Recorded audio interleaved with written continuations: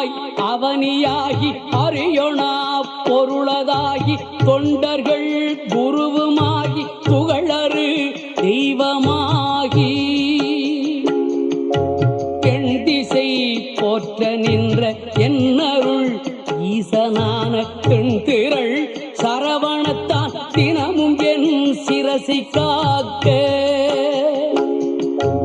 அண்டமாய் அவனியாகி அறியொணா பொருளதாகி தொண்டர்கள் குருவுமாகி புகழறு தெய்வமாகி எண் திசை போற்ற நின்ற என்னருள் ஈசனான திரள் சரவணத்தால் தினமும் என் சிரசை காக்க